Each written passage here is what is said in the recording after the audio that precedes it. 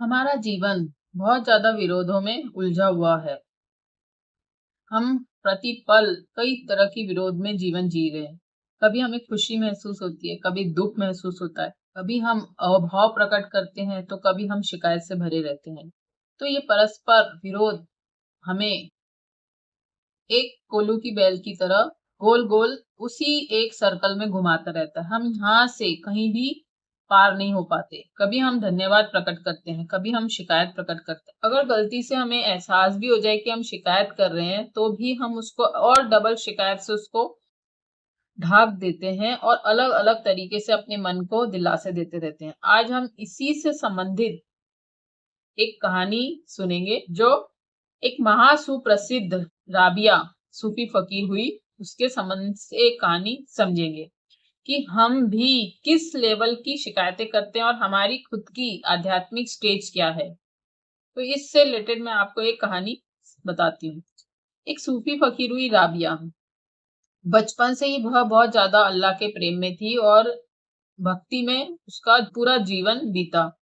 वह बहुत गरीब घर की थी। राबिया का नाम राबिया इसलिए पड़ा कि वो अपने घर की चौथी संतान थी। अरबी में रबिया अर्थात चौथा, तो इससे रिलेटेड राबिया नाम पड़ा। राबिया अपने बचपन में खेलने कूदने की बजाय हर वक्त मौन, ध्यान, साधना और अल्लाह में डूबी रहती थी। हर वक्त नमाज पढ़ती रहती थी। वह अपना सारा समय ध्यान, मौन और भक्ति में लगाती थी। जबकि इस उम्र में बच्चे खेल कूद, मौज मस्ती, तरह तरह के उपद्रव करते हैं, लेकिन राबिया उन हर एक बच्चों से अलग थी। जब उनके विवाह की बात आई तो राबिया ने कहा, मेरा विवाह अल्लाह से हो चुका है, अब मैं और किस बंधन में बंधूं। तो इस तरह राबिया का विवाह नहीं हुआ था। कुछ समय बाद एक मेले में राबिया गई और वहां पे कुछ चोरों ने राबिया को चुरा लिया और कुछ चंद पैसों के लिए राबिया को कहीं बेच दिया। जहां उसे बेचा गया वहां पे वह दासी का कार्य करती थी। तो राबिया जब भी अपना कार्य समाप्त करके वह अपने हर वक्त नमाज पढ़ती रहती थी या मौन में रहती थी या अपनी ध्यान साधना करती रहती थी। एक दफा उसके मालिक ने भी देखा कि राबिया हर वक्त ध्यान मगन रहती है। राबिया का मालिक भाव विभोर हो उठा और उसे मुक्त कर दिया, स्वतंत्र कर दिया। फिर ऐसे ही करते करते वह कहीं जा बसी।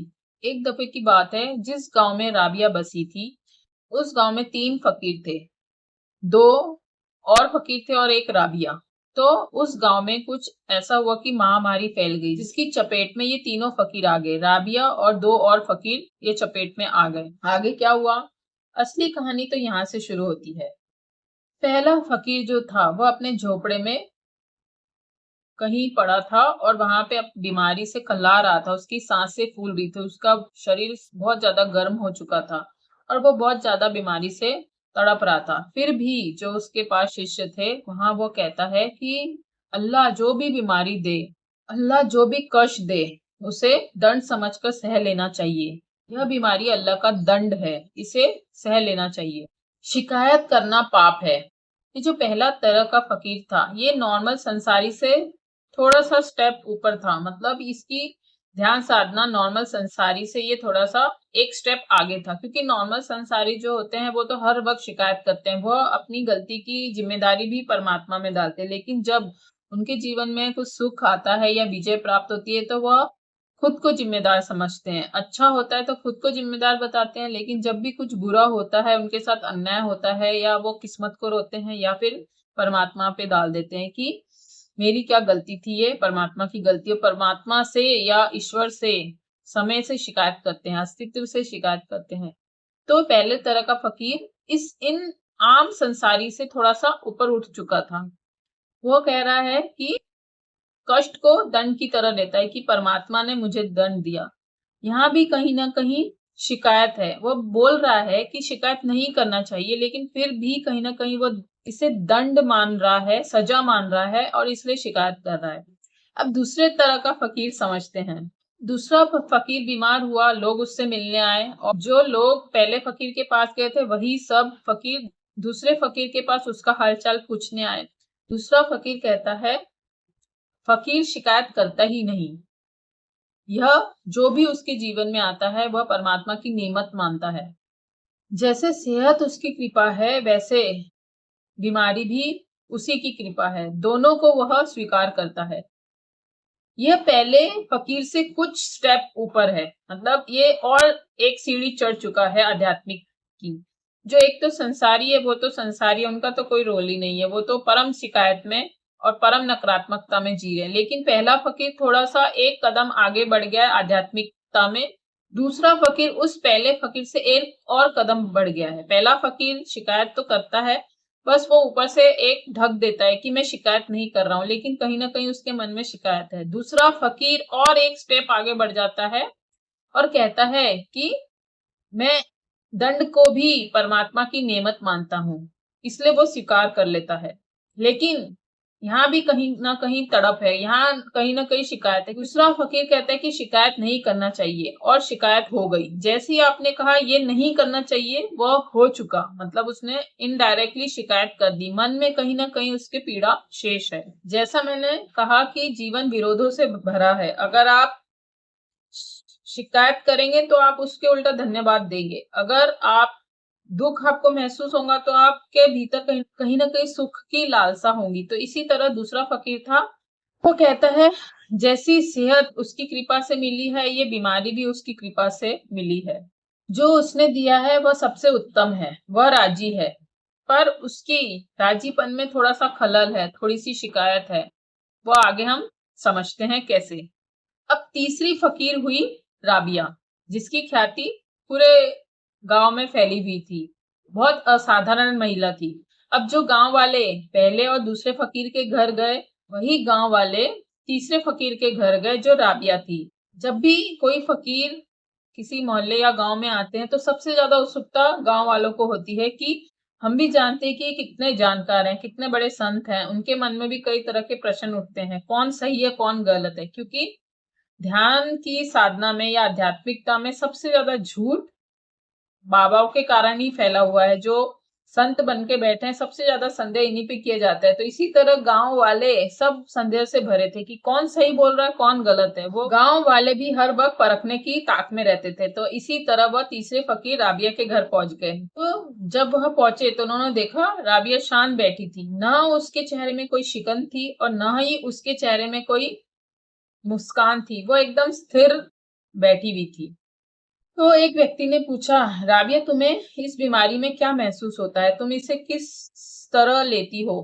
राबिया, ये बीमारी तुम्हें कैसी प्रतीत होती है? क्या तुम इस बीमारी को अल्लाह का दंड मानती हो या सजा मानती हो, या फिर अब तुम इस बीमारी को अल्लाह की कृपा मानती हो, पुरस्कार मानती हो? कुछ समय राबिया शांत रही और काफी शांत रहने के बाद मुस्कुराई और कहती है कि जब से मैंने अल्लाह को जाना है, जब से मैंने अल्लाह को जाना है, मेरे द्वंद मिट गए हैं। राबिया कहती है, जब से मैंने अल्लाह को जाना है, खुदा को जाना है, तब से मेरे सारे द्वंद मिट गए। ना मैं इसे दंड मानती हूँ, ना मैं इसे कृपा मानती हूँ। तो शिकायत कैसी और कैसा धन्यवाद प्रकट करूं? कितनी उत्तम बात कही, कितनी एकदम डेप्थ से बात की है राबिया ने।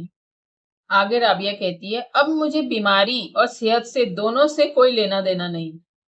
अब मुझे बीमारी और सेहत से कोई लेना देना नहीं, अर्थात उसके दोनों द्वंद मिट गए। बीमारी में हम शिकायत करते हैं, सेहत में हम धन्यवाद देते हैं। न उसे कोई शिकायत से मतलब है, न ही उसे धन्यवाद से मतलब है। ये बात थोड़ी बहुत गहरी है, क्योंकि द्वंद दो चीजों को आता है, सुख का दुख का। अब राबिया कहती है, ना मुझे सुख से लेना देना है, ना मुझे दुख से लेना देना है। अतिक्रमण हो गया, द्वंद के पार हो गई। इसका अर्थ यह है कि राबिया द्वंद के पार हो गई। ना मुझे सुख से लेना देना है, ना मुझे दुख से लेना देना है। बहुत गहरी बात है। अगर हम इस बात को समझ सकें, माइंड के तल पे हम नहीं समझ सकते, कुछ और गहराई से समझ सकते हैं। थोड़े कॉन्शियस होके, होशपूर्ण होके जरा सुनिएगा। राबिया कहती है, ना मुझे दंड से सरोकार है, ना मुझे कृपा से सरोकार है। आगे कहती है, मेरे लिए जो घट रहा है वह उसी का होना घट रहा है। मेरे लिए जो घट रहा है इस वक्त, वह उसी का होना घट रहा है। मैं ना तो उसे सुख कहती हूँ, ना उसे दुख कहती हूँ। जो है वह है इसी रूप में है, जो भी है वह है इसी रूप में है। बहुत गहरी बात कहती है राबिया। यहां से सूचना मिलती है कि राबिया ने अतिक्रमण कर लिया, वह द्वंद्व के पार हो गई, वह अद्वैत में प्रविष्ट हो गई, अर्थात वह परमात्मा स्वरूप हो गई। क्योंकि हम आम आदमी, चाहे वो फकीर वन हो चाहे फकीर दूसरे टाइप का हो, शिकायत तो वो प्रकट कर ही रहा है, क्योंकि वह द्वंद्व से पार नहीं हुआ। वह दोनों फकीर अभी द्वंद्व में है, क्योंकि उनकी साधना स्टार्ट हुई है। गलत तो वो भी नहीं है, एक आम आदमी से, संसारी से वो एक चरण आगे हो चुके हैं, लेकिन अभी भी राबिया तक नहीं पहुंचे। राबिया ने अतिक्रमण कर लिया, वह प्रविष्ट हो गई। जो भी गांव वालों ने देखा, जैसे ही उसके पास बैठे और उसकी बातें सुनी, सब कोई भाव विभोर हो उठे, सबके आंखों में आंसू थे और सब बहुत गहरे से, एक तल्लीनता से कहीं खो गए, कहीं ध्यान में वह प्रविष्ट हो गए।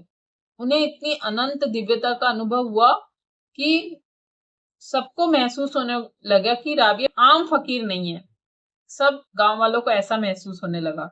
राबिया की आंखों में ऐसा प्रतीत हो रहा था कि उसे कोई बीमारी का एहसास ही नहीं है, उसे बीमारी नहीं महसूस हो रही। ना वह कोई राग कर रही, ना द्वेष कर रही। वो कह रही है कि दोनों मिट गए। पहले वाला फकीर, उसको सजा का अनुभव होता है, राबिया को सजा ही महसूस नहीं हो रही, दंड ही महसूस नहीं हो रहा, तो वो शिकायत कैसे करेंगी। पहले वाले फकीर ने शिकायत कर दी क्योंकि उसको सजा महसूस हो रही कि ये सजा है, शिकायत ऑलरेडी हो गई। पहले फकीर को ये नहीं समझ में आ रहा कि इनडायरेक्टली मैंने शिकायत कर दी। दूसरे फकीर को ये कृपा महसूस हो रही, क्योंकि वह भी अब दूसरे द्वंद्व में है। पहला वाला फकीर पहले द्वंद्व में है कि ये दंड है, और दूसरा फकीर कहता है ये कृपा है। दोनों ही द्वंद्व के पार नहीं हुए। बहुत गहरी बात कहते हैं। राबिया कहती है मैंने दोनों द्वंद्व के पार हो चुकी हूँ, मुझे दोनों ही महसूस नहीं होते, ना मुझे सुख महसूस होता है ना मुझे दुख महसूस होता है। ये परम धन्यता में लीन हो गई। राबिया परम धन्यता में लीन हो गई, बिना कुछ कहे, बिना कुछ महसूस किए। जब व्यक्ति दोनों से मुक्त हो जाता है तो वह कहीं तीसरे लोक में प्रविष्ट कर जाता है। यह कहानी मुझे इसीलिए प्रिय है कि इसमें शिकायत के अलग अलग वैरायटी बताई गई है। 3 स्वरूप अलग अलग आपको समझ आए होंगे।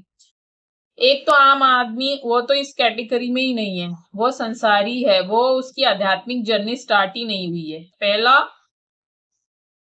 दुख में है, दूसरा सुख में है, और इन दोनों के पार राबिया हो चुकी है, जो दोनों द्वंद्व के पार है, जहां सुख भी नहीं है, दुख भी नहीं है, ना कोई कामना है, ना कोई वासना है, ना ही शिकायत है और न ही कोई धन्यवाद है। तो तीनों फकीरों की बात सुनकर ये समझ आता है, जो पहले तरीके का फकीर था, जिसकी साधना अभी अभी आरंभ ही हुई थी, तो वह दुख को सजा मानकर लेता है और शिकायत नहीं करता है। उसे ऐसा लग रहा है कि शिकायत नहीं करता है।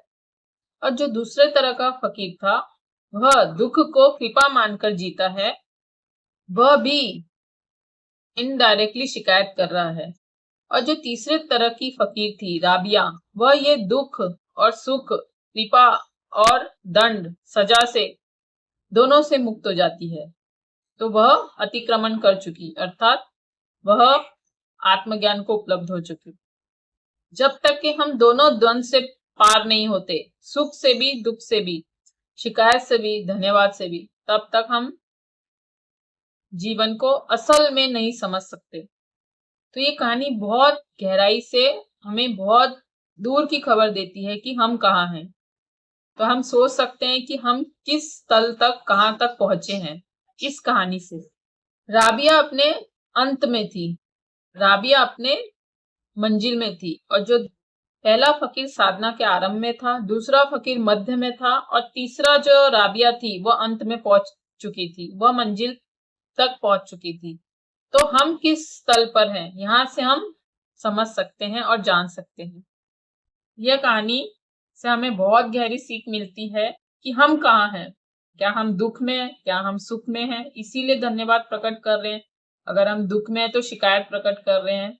हम कहाँ हैं, यहाँ से हमें अपना लेवल समझ आता है। तो इस कहानी को सुने, समझे और अपने विरोधों को निरीक्षण करें कि हम कहाँ पर हैं।